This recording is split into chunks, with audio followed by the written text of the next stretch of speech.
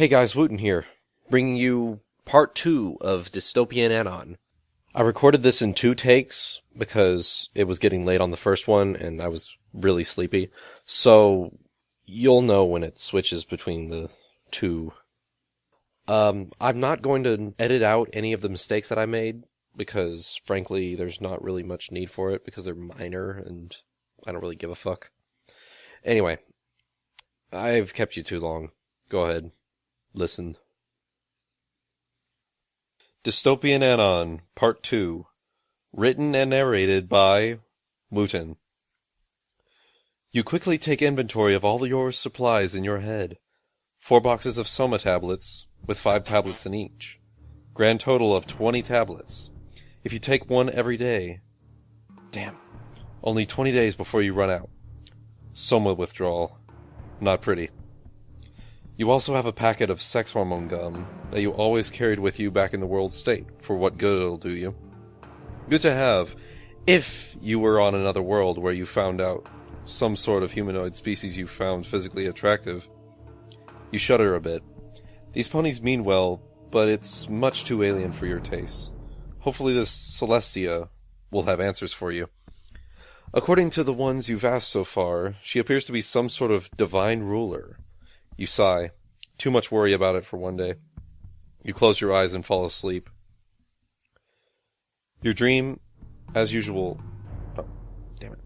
Your sleep, as usual, was dreamless. Reflects the extreme conditioning of the world state and the pursuit of the extinguishing of individuality. You felt an extremely intense sensation of heat somewhere in the middle of your slumber. That much you remember. No fucks to give. You wake up. It's still fairly early in the morning. You sit up and check your pockets. You stand, walk out of the room, to the hallway, and eventually into the living room. Rarity is already sitting there in the same position she was the night before. However, her sister is nowhere to be found. Oh, I took Sweetie Belle off to school early today. I figured you might have a busy day ahead of you, so best to get started immediately, she says, smiling and levitating a bowl of fruit over to you. Care to try one? She's acting unusual. You cautiously take an apple and bite into it. It's delicious. You're still a bit unnerved by this change in behavior. Her cheeks turn a bright red whenever she stares at you for more than 3 seconds. Rarity? Did you sneak into my room last night? You ask this as you walk over to sit across from her once again. Sneak into your room? Darling, what could have given you that sort of idea? Rarity asks, her cheeks turning even redder. I think it's important for you to know that I take inventory of everything in my possession before I go to sleep. Her eyes quickly dart down, and then back up. Now, I'll ask again. Did you steal something from me last night? Rarity bites her lip. Well, I may have just been the teensiest bit curious as to the actual effects of that Soma you were speaking so highly of yesterday. You sigh. Rarity, that wasn't Soma you took. Her eyes widen. Then what was it? You rub the bridge of your nose, groaning. It was sex hormone gum. Soma is a tablet that you swallow or dissolve into a drink, not something you chew. Her eyes widen even further. Then, last night, oh my. She puts a hoof to her mouth as she gasps. Oh my, I'm so sorry, Mr. Anonymous. She trembles a bit, bowing her head. My curiosity got the better of me, and it led to this. You stand up. I accept your apology, Rarity. However, because of this, I believe I should continue on to this Twilight's living quarters myself. Rarity nods understandably, looking back up at you. You'll find her if you follow the road to the south. Her home is a giant tree. You can't miss it. Please, don't think ill of us for what you've experienced so far. You nod. I will take your word for it. However, I've not forgotten what you did, and so eventually I will come back and ask for payment for the island you stole from me. How much exactly are we talking about? Rarity asks, a bit nervous. I've no idea yet. And with that, you finish your fruit, open the door, and walk out. Alright, first night here, and you've already had sex with a dominant species. Usually, most members of the world state would consider this an achievement, but now it just feels weird. You turn to the south and follow the trail once again. Still, the ponies continue to avoid you. Eventually, you come to a giant tree. Definitely looks like something or someone inhabits it. Might as well double-check to make sure. You knock on the door and step back. The door opens, and some kind of small reptilian creature walks out, staring up at you with wide, slitted eyes. Can I help you? It asks. You judge from its voice that it's a younger version of its species. Yes, is Twilight here? I would very much like to have a word. The reptile nods before hurriedly speeding off. You hear some muffled words spoken before it comes back, beckoning you to enter. You dip your head under the door frame and walk into the tree. It's a library? Books. Books everywhere. You eye the walls of the tree. There's not a wall in the entire place that doesn't have some kind of bookshelf on it. So much knowledge. Now this you could get used to. The reptile points to another door. She'll be in here, it says, holding out a clawed hand to you. Oh, I'm Spike, by the way. I'm Twilight's #1 assistant. You nod and smile, shaking the hand. Anonymous. One of the 10 controllers of the world state. One of the 10 what now? Spike asks, raising an eyebrow at you. You chuckle a bit. Come inside and you'll find out. You open the door slowly, peering inside. There's a purple pony inside, its face buried in a book. It doesn't even look like it even noticed the two of you walking in. Hey, Twilight, that guest is here now, Spike says, walking over to the purple pony. The pony immediately shoots its head up in surprise. Huh, what? You deduce that she is female from her voice and her long, flowing purple mane with... Is that a pink highlight going through it? She looks over to you and her eyes widen. Oh, so sorry, she says, smiling up at you. Completely fine. I apologize for coming on such short notice. You hold out a hand. Anonymous. One of the 10 world controllers. She smiles, placing a hoof in your hand. Twilight Sparkle. Student of the one and only Princess Celestia. An honor. She smiles. World controllers, huh? Sounds pretty interesting to me. She grins up at you. You smile back at her. No, the honor is all mine. Twilight giggles.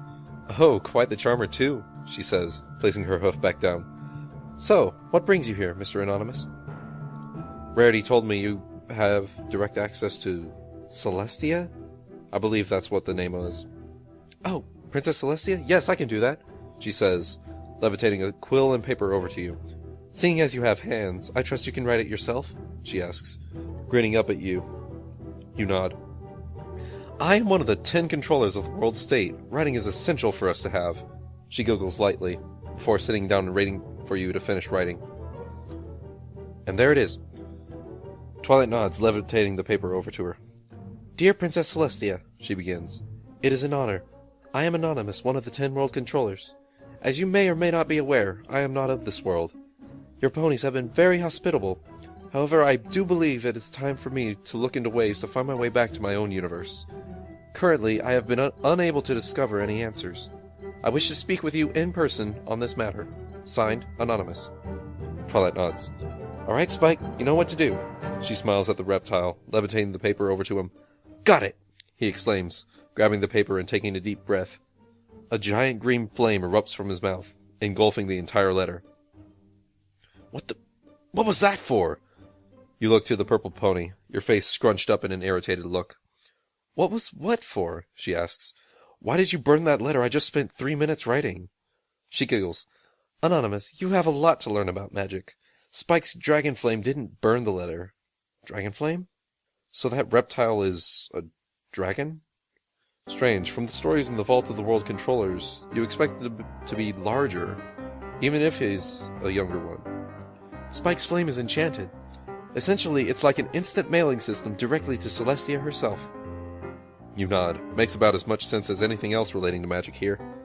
Suddenly, you hear a loud belch coming from the young dragon, followed by a large green flame. You start to question the safety of having a dragon living in a giant tree. Your thought process is interrupted by a small tap as something lands on the ground. And there is Princess Celestia's response. Twilight smiles up at you. Well, go on, read it aloud. You pick up the scroll, opening the bindings and spreading it out. Greetings, Anonymous. I am Princess Celestia. I have read your letter and believe a personal audience is a splendid idea.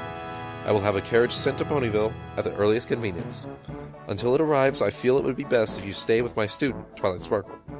The last thing we need, as I'm sure you may be thinking the same thing, is a mass panic due to some otherworldly creature being here. Yours truly, Princess Celestia. Oh wow, this is wonderful! Twilight exclaims, smiling at you. You nod. You know, I've never actually met some sort of royalty before. The world state has removed any sort of royalty from its society in favor of stability and community. They were of the past, and old things are history. History is bunk, and therefore we no longer have need for kings and queens when we have the world state governing everything. Ooh, more talk about the society you're from, Twilight exclaims. Wait, let me get something to write all of this down. Documenting other creatures' social structures sounds like so much fun. You sigh. Don't get too excited about it. That other unicorn, Rarity, didn't seem to like the idea very much. Twilight smiles and shakes her head. I've read enough stories to where I'm mostly unfazed by many different things, so don't hold back. You nod as you begin explaining to her, in much more detail than you did with Rarity, the society and the hierarchy of the world state. Despite saying she is unfazed by many things, even she cringes when you mention what goes on at the hatchery in order to organize the humans into the caste system. So, you must be some sort of alpha then, seeing as you don't seem to have any sort of modifications. Indeed. Every world controller is deemed so by birth, an alpha double plus, showing to all that we are the superior intellectual and physical beings of the world state, and the only ones fit to rule it. Twilight nods, scribbling this down quickly on the parchment. Alright, so is that everything? She asks, looking up at you. You nod. Aside from the experiment to search for new sources of soma ingredients, you've told her mostly everything. So, what exactly did you do to wind up here? Just your luck.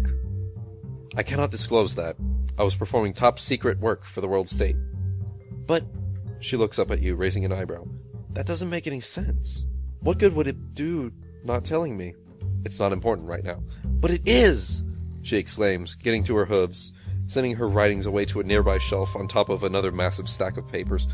Anonymous, they sent you here for a reason, didn't they? Did they even consider a way to go back? You're silent. Being separated from your own kind. It must be horrible for you to go through. You shake your head. It's not nearly as bad as you think it is.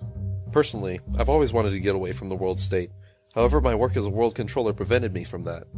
Her eyes widen. What? All of us world controllers are actually quite a few decades older than most members in our society. We remember what the work of our Ford was still like. We remember when the work of our Ford was still coming together in society, before the 9 Years' War. She eyes you for a moment. Then why? Because all 10 of us have dedicated ourselves to happiness and stability. Everything is controlled by us. Science, technology, literature, mathematics, all governed by the world state, to make sure stability is maintained. But I thought the world state thrived on the pursuit of science. Even science must be regulated, if you are to keep control. You take out a piece of parchment from the nearby table, and begin scribbling down diagrams and notes. Science brings about change in society. Theories are questioned that have already been stated by the world state as true. Questioning theories from the government changes the mindset of humans. They start to doubt the knowledge that the world state has to offer them. Community and stability fall, and that, my friend, leads to chaos. Twilight's eyes widen as your hand flies across the parchment, writing down all of the possible outcomes of too much progress. You enjoy this, actually. It's been too long since you've spoken with someone that hasn't had the conditioning of the world state. You predict intellectual conversations to come, if nothing else. That is, if there wasn't a frantic knock at your door. Twilight! Is Mr. Anonymous in there? Asks an excited, bubbly voice from the other side. Oh, Ford. Yes, just one moment, Pinky. Twilight calls back to the door. She trots over and opens the door with her magic. You quickly get to your feet, frantically looking for an escape route. A window, an elevator, and... oh, giant tree. Right. The next thing you know, a pink blur is flying through the air, slamming right into your chest and sending you tumbling back onto the floor and pinning you down. Hi, Anon! The pink pony from the previous day smiles excitedly down at you. hello? Well, come on! You didn't forget about me throwing you a big party, did ya? Party? Pinky, please get off of me. She giggles and nods. Alright, but only because you asked so nicely, she says, stepping to the side to let you get to your feet. I think a party is a wonderful idea, actually. Twilight smiles up at you as she walks over. If anything, it'll give you a chance to let other ponies warm up to you. Yeah, and that shouldn't be too hard, because I invited every pony I could find, Pinky exclaims, bouncing excitedly in her spot. See? Twilight smiles at you. You think for a moment. Maybe she's right. Who knows? This could be your chance to warm up to the native populace around here. Besides, it'll give me enough time to get your room fixed up for your stay here. Twilight smiles. Rarity is as generous as they come, but I doubt she was prepared for someone as large as you are. She giggles. You sigh, shaking the memory out of your head. Alright, I'll go. Great! Pinky exclaims, walking around your backside and placing her forehooves on you, pushing you out of the room. Now come on, silly, let's go! You sigh as you begin to walk next to her, towards the location of the party. What did you say this place was called? Sugar Cube Corner! Oh, it's only the best place ever! Sweets and desserts as far as the eye can see! She grins up at you. And the cakes will just love to see a newcomer to Ponyville. You hesitate for a moment, not sure if cakes was a name, or if she was referring to the pastry. You said that every pony was going to be there, right? Yep, made sure of it. Are there any other intelligent creatures in this world? Well, we've got ponies and dragons, and griffins and manticores. Oh, and we even have a minotaur on occasion. Wait a minute. Minotaurs? Half bull, half human? So wait, if there are minotaurs here, then wouldn't that mean that there are... Ooh, we're here! Pinky exclaims, interrupting you and shooting off to close the distance between her and the door. Well, guess you'll just have to ask Celestia later. You slowly walk inside, taking care not to smack your head on the door frame again. Everyone immediately turns their heads to look at you. Every pony, this here is Anon! Pinky shouts. He's new to Ponyville, and Equestria altogether, so let's give him a warm welcome. Silence. Then, a blue pony with wings and a flowing, rainbow-colored mane floats over to you. She peers closely at you, inches from your face with large magenta eyes. The two of you remain locked in that position for what seems like hours. After a few moments, the pony grins and floats back. Rainbow Dash is my name, she says, landing on the ground and extending a hoof up to you. You smile, shaking it. The pony shakes her head from side to side. No, Anon. Here, we bump hooves instead of shaking them. She snickers at you, holding her hoof up once again. Try again. You hesitate for a few moments, but then curl your fingers slowly up into a fist, bumping it against her hoof. Strange concept, but you can see the convenience of it. Alright, let's get this party started, Rainbow Dash exclaims, pumping her hoof into the air, and leaping up quite a few feet with the help of her wings. This party was definitely different compared to the world state. Usually those parties would end up turning into massive orgies. You didn't care. You had no intention of fucking a pony. Still, this party is definitely entertaining in other ways. The taste of cake and desserts definitely tasted better than most of the food served at the world state. You'll have to keep that in mind. Everyone seems to love desserts. Desserts make people happy. Desserts. Make a mental note of that. Suddenly, you hear the sound of a few dishes moving around, and the sound of cheering and whooping coming from one side of the party. You turn and see... Is that a pony dancing? Sure enough, there's a pony with a plum-colored coat and a mulberry mane, dancing rather awkwardly on top of one of the tables. Her moves are a bit too clumsy, however, and she ends up kicking the punch bowl, and it lands right on the head of a pony, completely drenching her in the refreshment. Her teal eyes are wide, and her light pink hair is completely soaking wet from it. You quickly rush over to her. Are you alright? She's quivering, sitting on her haunches as she stares up at you. The attention of the party seems to have shifted from her and back to the dancing pony after they notice that you're handling the situation. You kneel down in front of her, taking the punch bowl off your head. Hey, are you alright? You ask again. You smile at her, and both of you lock eyes. Would you like me to help you wash all that out? I'm sure the last thing you wanted to do was go around smelling like berry punch all day. If only you knew the irony. But you don't, since you're new here. She gasps, and her wings spring out. By the way, what's your name? Fluttershy. She stammers out almost immediately, still shocked by something. She turns her head away, blushing profusely. You raise an eyebrow. What's the matter? Was it something I said? Oh my, well, it's just that...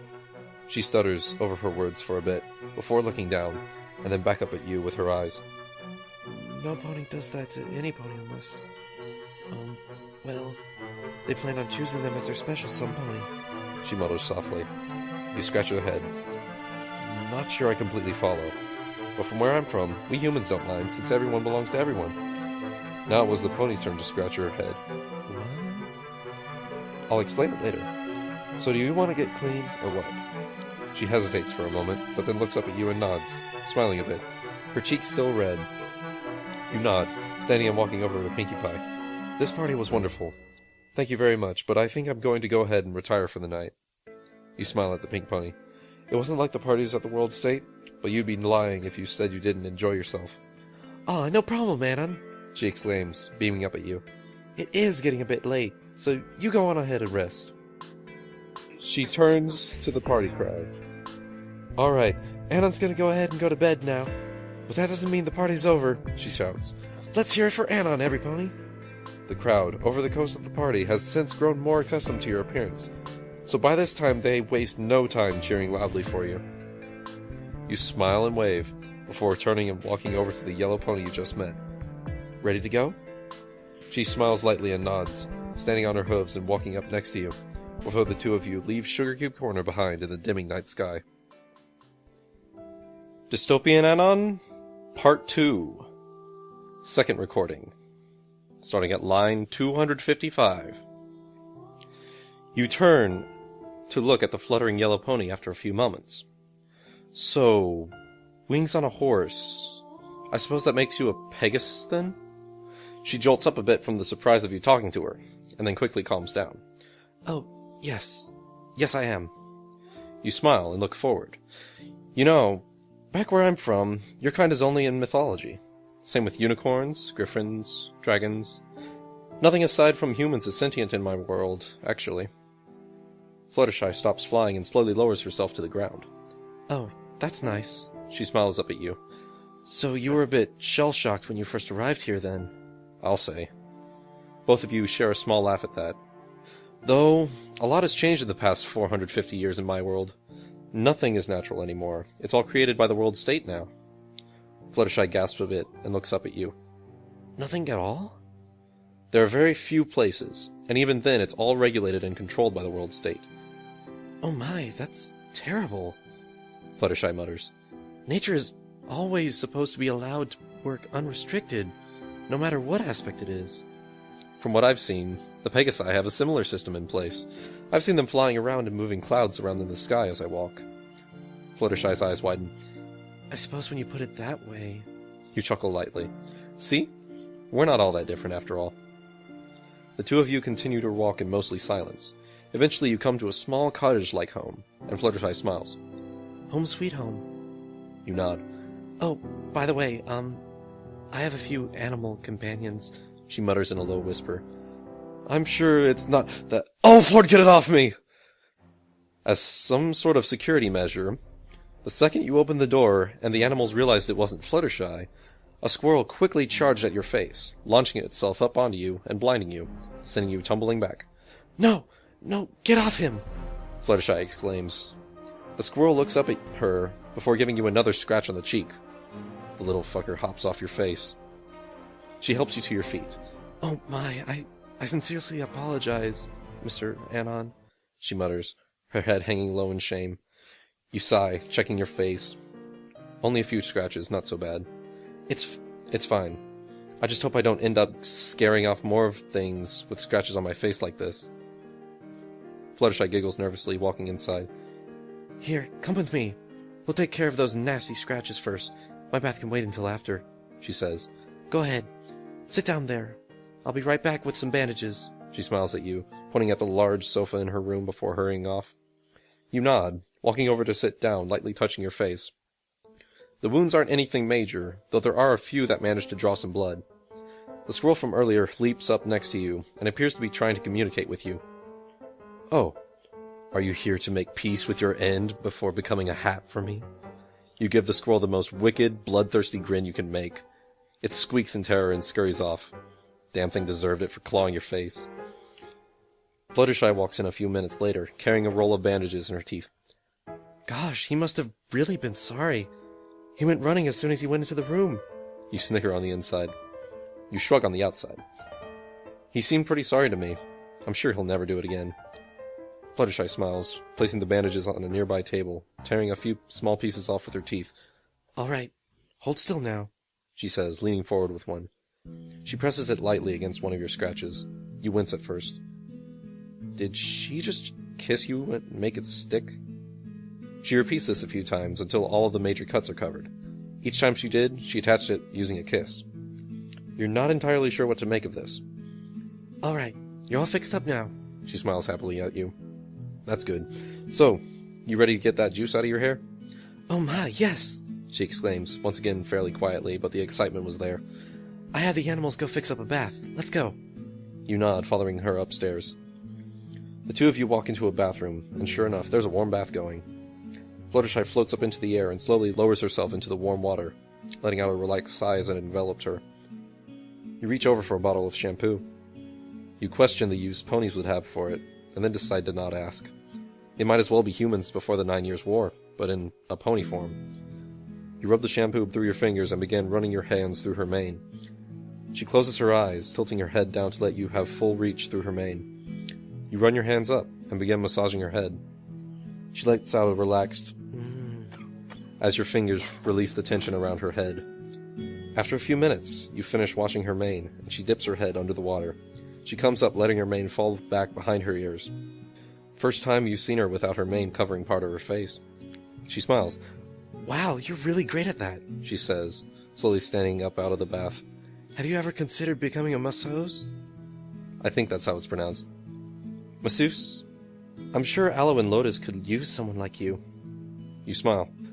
Well, it's been quite a long time since I gave someone else a massage. I never considered it. I wouldn't have guessed, she says, rolling her head around a bit. That was so relaxing. I could see that. So ready to get the rest of it out? She nods. Mm-hmm. You reach up and grab a bar of soap, lathering it in your hands before running them along her neck and body, pressing lightly into the joints of her limbs. You eye her wings for a moment, before gently grabbing hold of the base of one with two of your fingers. She yelps in surprise, but then slowly outstretches the wing. It may not be part of the world state, but you can't help but be absolutely astonished by the beauty of Pegasus wings. You slowly go over each one, lathering just the top bone and back of the wings. She's blushing heavily through all of this, but it slowly fades as you move from her wings further down. You stop for a moment once you reach her flank. Are you alright with me going any further? From what I can tell, ponies have different beliefs and morals than the world state, so I'll understand if you don't want me to. Oh, she mutters, turning to look at you. It's alright. You go ahead. You nod, continuing moving down her flank with the soap, massaging her back legs one at a time. She lets out a small eeps and low, relaxed moans as you relieve the tension in her legs. Oh my, Mr. Anon, are you sure you've never considered becoming a masseuse? You shake your head, moving further up her hind legs. She lets out a gasp once you reach her underbelly. Anon! She yelps out, turning to look at you. You quickly retract your hand. What? What is it? Do that again. What? What do you mean? Whatever you just did. Do it again, she mutters, raising her flank into the air. You hesitate. What was it you did? You place your hand on her underbelly again, running soap along it. She giggles, before gasping and letting out another moan. Okay, this is getting weird. Fluttershy? She turns around to look at you. Oh my, you've done so much for me, Anon. She mutters, a different look in her eyes. You're wondering where she's going with this. She slowly moves her tail aside, giving you full view of her exposed mare hood and ass. There must be something I can do to repay you for all of this. You realized what caused her to moan. Your palm was brushing up against her teats when you were washing her underbelly. Ford. Come on, Anon. You must be so stressed and frustrated from being sent from your world, she mutters in a bit of a forced seductive tone. Take it all out on me. Rub me like you would a human. I want to feel all of you, Anon, she exclaims. All right, that's it. You're out of here. You stand and shake your head. No? That's a shame, Fluttershy says, dipping her flank into the water before stepping out. Because it's so wet. I'm sure you'll slide right in. Nope, nope, nope, nope, nope, nope, nope, nope. You shake your head, walking away. Oh, no, you don't, she growls, tackling you to the ground under her. You try to struggle under her, but she has you pinned, preventing any escape. You turn your head to the side to look up at her. I've got you now. Wonderful. Now, how are you going to pull it off with me facing the ground, You grin. Her eyes widen in surprise. I never thought of that. Whew. At least you're safe for now. I suppose I could rent you from here instead, if that's what you like, she says before letting out a small whistle. One of the animals brings up some sort of phallic device. This is worse than any form of conditioning ever. Now to get those clothes off, she mutters before gripping them in her teeth, tugging hard. They won't budge. Thank Ford that ponies don't have hands. Oh my, I hadn't planned it being this hard, Fluttershy says, catching her breath from a moment. You take this opportunity to struggle under her once again. This time, you manage to get your torso to lift off the ground. She has you pinned beyond your elbows and knees. You quickly force your body back against hers, knocking the wind out of her and getting one of your arms free. You turn and work the other one out from under her hoof momentarily. She recovers quickly, however, and stops your progress. Oh no. By turning to free your other hand, she now has full access to your entire front. Yes, she mutters, grinning down at you and pinning your arms once again, making great care to keep her hooves against your biceps to hold your torso down this time. She lowers herself down and pins your lower body under her flank. She slowly begins grinding her marehood against the outside of your pants. Great. Just great. Your first full day here, and already 2 ponies have attempted to rape you. One of them succeeded. You won't let it happen again. But there's not much you can do. You're pinned underneath the Pegasus, and her animals are slowly working to remove your pants. This just isn't your day. You sigh on the inside. You've never been one to lie, but it's worth a shot. Alright, you win. I'll do it. She stops grinding and looks down at you, surprised. You will? You nod slowly and hesitantly. Wonderful! Now then, could you help me get this off? She asks, looking down at your clothing. The animals were a good idea. However, they were ineffective at removing your pants. Sure, but you don't mind being on bottom, do you? It's sort of my thing. As much as you didn't want to admit it, that was actually mostly true. As a world controller and being the head of the world state, you enjoy being in control. Both of you lock eyes. You suddenly feel a strange sensation coming over you, as if something powerful was influencing your decisions. You manage to fight it off, and continue inducing your will upon her. Oh, yes, of course, Mr. Anon, she gasps, before giving you a wink and sidestepping off of you. You stand up, brushing your clothes off. All right, there you are. Well, let's get started. She smiles up at you, wiggling her flank in excitement. Sure.